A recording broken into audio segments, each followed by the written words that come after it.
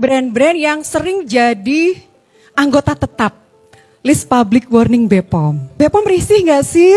Kok ada merek-merek itu aja gitu? Ini menanyakan apakah bisa BPOM itu sembari menunggu pemahaman penegak hukum bahwa dampak penggunaan kosmetik ilegal ini juga tidak hanya fisik, tapi juga organ dalam ya. Sebenarnya ada yang lebih parah dari itu Pak. Ekonomi karena pengobatan yang lama dan juga depresi. Apakah bisa BPOM itu memaksimalkan wewenang yang dimiliki, misalnya memblokir merek-merek yang udah berkali-kali masuk untuk melakukan notifikasi?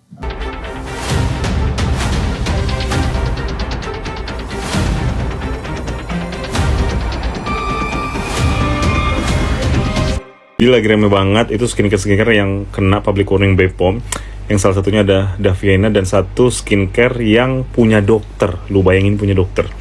Gue langsung lihat sih di akun dokternya itu dia klarifikasi segala macam bahwasannya itu produk lama yang sudah tidak diproduksi lagi. Daviena pun begitu, menurut beliau itu produk lama yang sudah tidak diproduksi lagi. Cuman poin itu bukan di situ. Tapi yang harus kita concern dan yang harus kita highlight itu adalah bukan ketika mereka sudah tidak produksi lagi, melainkan bagaimana mereka bertanggung jawab kepada konsumen yang dulu memakai produk mereka sebelum disidak BPOM. Kan masalahnya tuh itu, masalah utamanya itu. Ya kalau lu setelah itu nggak produksi lagi ya karena udah ketahuan kan gitu loh. Setelah produk lu kena sidak BPOM, itu kan mereka dirugikan sebagai konsumen. Dilindungi juga sama Undang-Undang Perlindungan Konsumen. Itu diapain? Tanggung jawabnya mana?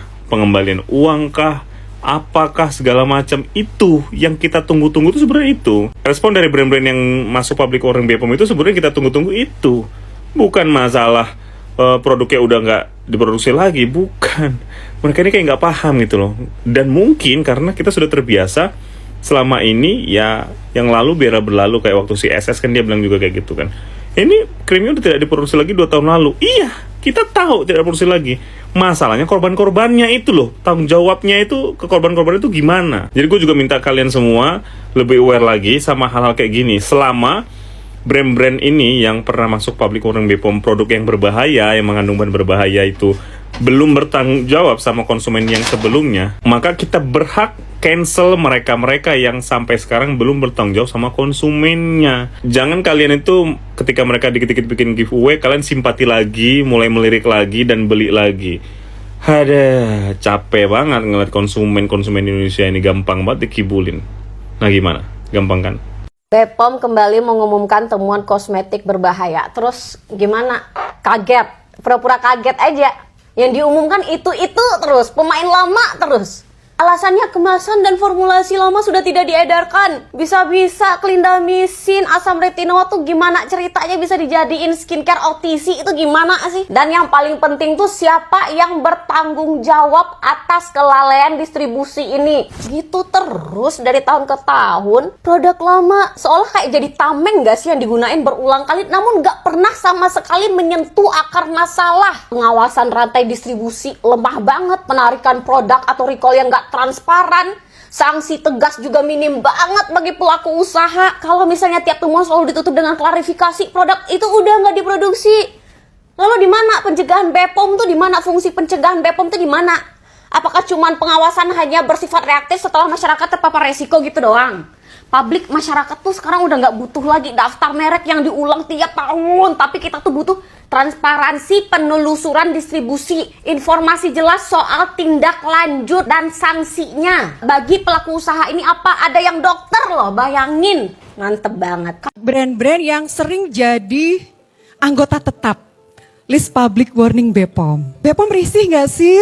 Kok ada merek-merek itu aja gitu? Ini menanyakan apakah bisa BPOM itu sembari menunggu pemahaman penegak hukum bahwa dampak penggunaan kosmetik ilegal ini juga tidak hanya fisik, tapi juga organ dalam ya. Sebenarnya ada yang lebih parah dari itu Pak. Ekonomi karena pengobatan yang lama dan juga depresi. Apakah bisa BPOM itu memaksimalkan wewenang yang dimiliki, misalnya memblokir merek-merek yang udah berkali-kali masuk untuk melakukan notifikasi? Badan POM apa tidak risih kok ada temuan yang berulang, Ibu, bahwa pelanggaran itu belum tentu dilakukan oleh pelaku yang sama.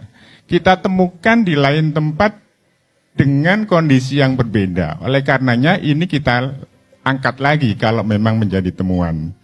Nah, bagaimana dengan temuan yang sudah berulang-ulang diberikan sanksi, apakah tidak ada progres lanjutannya? Ada, Bu, kita pastikan. Nanti beberapa, jangan kaget Bapak sekalian, yang hadir di sini nanti juga ada yang kita berikan tindakan lebih keras lagi kaitannya dengan itu. Apakah nanti sampai ranah pidana atau sanksi yang lebih tegas kaitannya dengan penutupan kegiatan. Tunggu tanggal mainnya ya. Pernah pakai Daviana yang ini, baru pakai 1 malam langsung merah muka aku. Besoknya muka aku terkelupas. Nah, yuk kita belajar dari kasus public warning BPOM. Ya, ini baru saja dipublish oleh BPOM ya, krim ini. Kalian bisa baca sendiri ya, apa isi kandungannya yang dilarang, yaitu obat keras dexamethasone. Jadi dexamethasone adalah salah satu golongan dari obat steroid ya.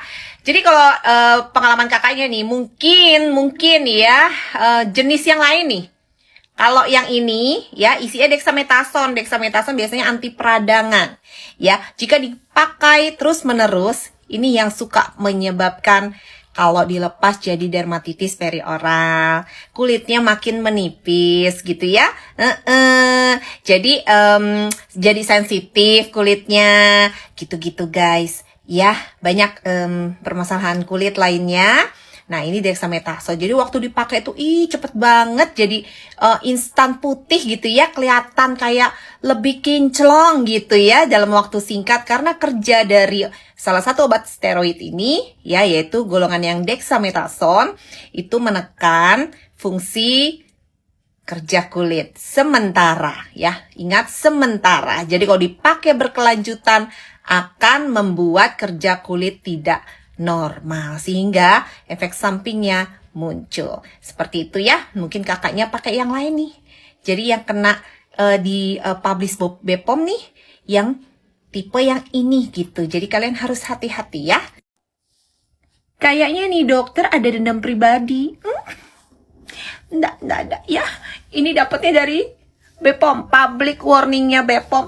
Nggak ada personal saya ya. Dan masih banyak lagi selain produk ini ya yang mungkin kamu sukai gitu ya, tapi kandungannya ada dexamethasone-nya, obat kerasnya.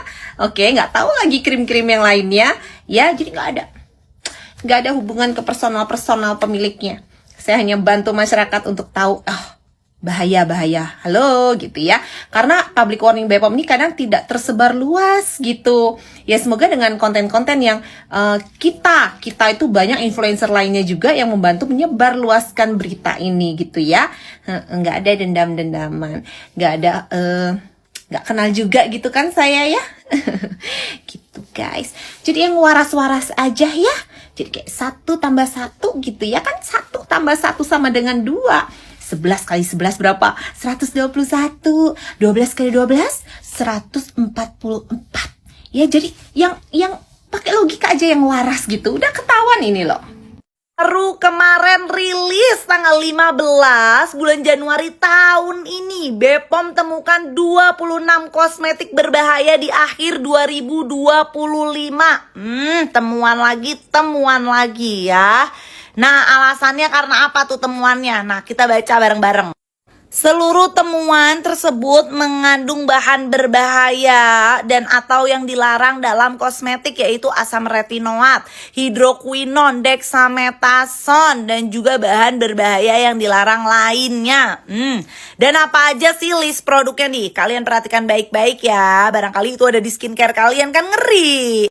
Ini adalah 7 yang pertama ya, dilihat nama produknya juga, jangan cuman brandnya, tapi kan nama produknya juga penting gitu ya. Apa aja tuh ya, ada beberapa brand yang mungkin cukup ternama ya, tapi diperhatikan nama produknya juga yang apa. Dan ini adalah pabrik tempat produksinya.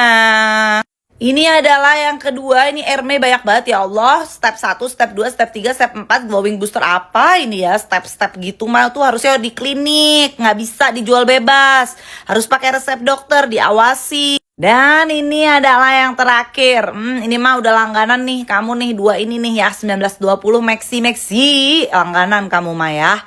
Tuh TBT Glow Skincare juga Tabita langganan ya. Dan ini adalah lampiran-lampirannya, detailnya ya, kenapa berbahayanya. Misalkan kayak ini ada dexamethasonnya gitu kan. Dexamethasone tuh kan golongan steroid yang nggak boleh dipakai di kulit secara bebas. Nah ini karena ada asam retinoat ya, dan mometasone atau steroid juga. Kalau ini nggak boleh karena ada clindamycin yang which is itu antibiotik yang nggak boleh ada di dalam kosmetik. Ini juga karena ada hidroquinon. Nah, hidroquinon. Pantesan siapa yang nggak putih pakai ini? Pasti putih lah, tapi kan bahaya. Nah, ini ada dexamethasone atau steroid ya. Jadi masalahnya itu aja yang dipakai, steroid, hidroquinon. Yang terparah-parah adalah mercury ya kan, asam retinoat. Ya udah itu aja yang dipakai tuh yang pejuang nakal-nakal ini yang parah. Aneh, aku juga bingung ya. Jadi guys, be careful dan hati-hati ya. Jangan sampai kalian menggunakan yang berbahaya-berbahaya tadi. Dan kalau memang udah menggunakan, di stop, perbaikan skin barrier. Dan juga cari yang aman-aman aja. Oke?